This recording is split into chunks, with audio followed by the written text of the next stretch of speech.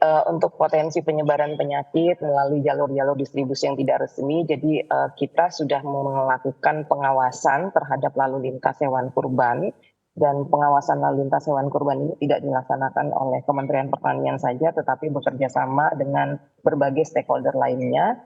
Jadi seperti yang kami sampaikan tadi bahwa pengawasan terhadap lalu lintas hewan kurban dilakukan dengan beberapa mekanisme untuk memastikan bahwa hewan yang sehat itu yang dapat dilalu lintaskan. Nah, dari daerah asal ternak, petugas kesehatan hewan dan dokter hewan mandiri dalam melakukan pelayanan kesehatan hewan memastikan atau sekaligus melakukan pengawasan terkait dengan ternak yang ada di wilayah kerjanya. Nah, saat ternak itu akan dilalu lintaskan, maka dilakukan oleh pemerintah atau dokter hewan dinas, sehingga hewan yang layak itu akan diberikan surat keterangan kesehatan hewan atau yang disebut sebagai sertifikat veteriner. Nah, kemudian pada saat dilalu lintaskan, apabila itu melalui darat, maka ada checkpoint yang ada di beberapa wilayah yang aktif, dan itu akan melakukan pemeriksaan secara fisik hewan yang berada di dalam kendaraan. Sedangkan pada pintu-pintu pemasukan dan pengeluaran ternak terdapat petugas karantina pertanian. Kalau itu misalnya berbatasan dengan laut atau antar pulau, maka di situ ada petugas karantina hewan atau karantina pertanian yang melakukan pemeriksaan dan tindakan terkait dengan hewan jika hewan itu tidak layak dilalu lintaskan.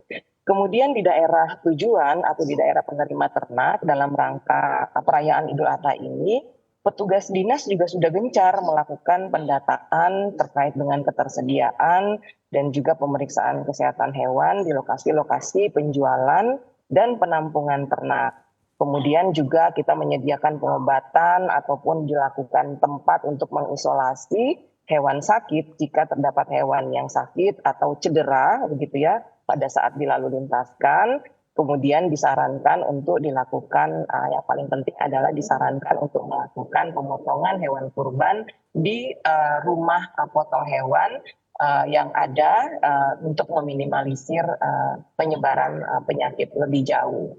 Dan kami juga menyadari bahwa masyarakat itu memiliki peran yang sangat penting di dalam melakukan pengawasan hewan kurban, sehingga tugas pemerintah melakukan edukasi kepada masyarakat melalui penderasan informasi terkait dengan penyakit-penyakit dan bagaimana memilih hewan ternak yang sehat untuk dijadikan hewan kurban.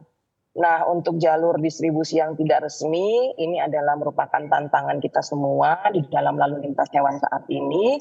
Dan kita juga memiliki moda transportasi yang berhubungan darat seperti jalan tol yang membentang hingga Pulau Jawa sampai dengan Pulau Sumatera. Sehingga ini yang kami sebut adalah tantangan untuk kita semua, bagaimana kita bisa menghindari lalu lintas yang ilegal ini.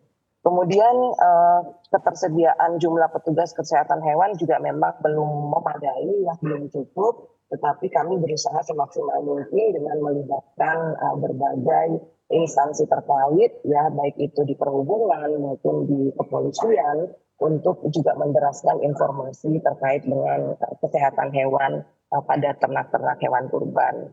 Nah, kemudian yang paling penting adalah adanya petugas kesehatan hewan di tempat-tempat penjualan hewan kurban, juga di tempat-tempat pemotongan hewan kurban, yang melakukan pemeriksaan sebelum hewan kurban itu dipotong, dan dilakukan pemeriksaan juga setelah hewan itu dipotong, untuk memberikan jaminan bahwa hewan kurban itu aman dan sehat untuk masyarakat.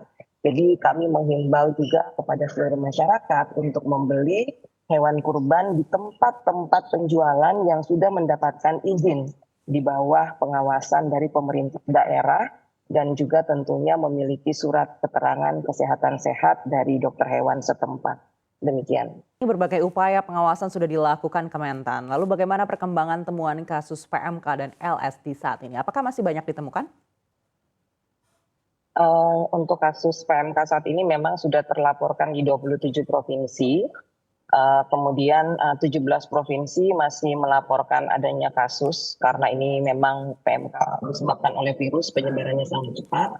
sedangkan 10 provinsi saat ini tidak melaporkan kasus lagi atau bisa dikatakan zero case. Memang seperti yang disampaikan bahwa kasus tertinggi itu ada di Jawa Tengah dan Jawa Timur karena kita ketahui bahwa populasi hewan rentan PMK dan LSD ini memang banyak sekali di Jawa Timur dan Jawa Tengah. Demikian juga untuk LSD sudah dilaporkan di 15 provinsi, baik di Pulau Sumatera dan Jawa masih melaporkan adanya kasus melalui sistem informasi kesehatan hewan yang ada di yang dimiliki oleh Kementerian Pertanian. Dan memang sekali lagi bahwa LSD juga sama kasus tertinggi di Jawa Tengah dan Jawa Timur. Demikian, Mbak.